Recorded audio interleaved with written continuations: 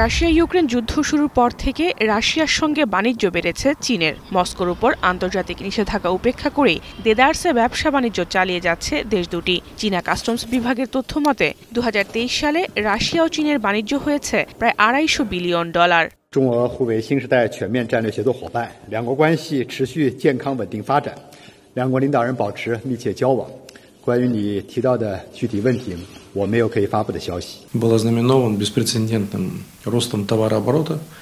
Мы превысили ту планку, которую задали в экономической сфере наш президент Владимир Путин и товарищ Си, связанную с тем, чтобы достичь уровня 200 миллиардов.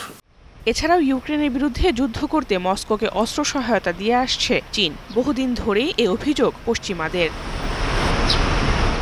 এবার রাশিয়ার সঙ্গে চীনের এই সম্পর্কের মাসুল গুনতে হবে বেইজিংকে, এমন শিরোনামে বুধবার এক প্রতিবেদন প্রকাশ করে ব্রিটিশ সংবাদ মাধ্যম বিবিসি। সেখানে বলা হয়, রাশিয়া চীন সম্পর্ক নিয়ে যখন বড়াই করছেন রুশ প্রেসিডেন্ট ভ্লাদিমির পুতিন, তখন তা উদ্বিগ্নের কারণ হতে পারে চীনা প্রেসিডেন্ট শি জিনপিং এর জন্য।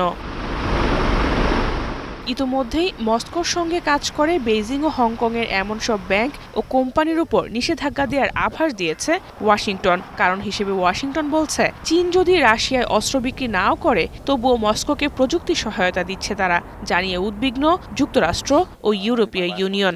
মার্কিন পররাষ্ট্রমন্ত্রী অ্যান্টনিও ব্লিংকেন এরই মধ্যে বিবিসিকে দেয়া এক সাক্ষাৎকারে বলেছেন, ঠান্ডা যুদ্ধের পর থেকে ইউরোপীয় ইউনিয়নের নিরাপত্তায় বড় ধরনের হুমকি চীন। জাহানারা ভুঁইয়া, এখন বিশ্ব। সানবিট সব দিবে সামাল। সানবিট ম্যাজিক প্রেস ডিশওয়াশিং এর মাথা ঘোরানো সলিউশন।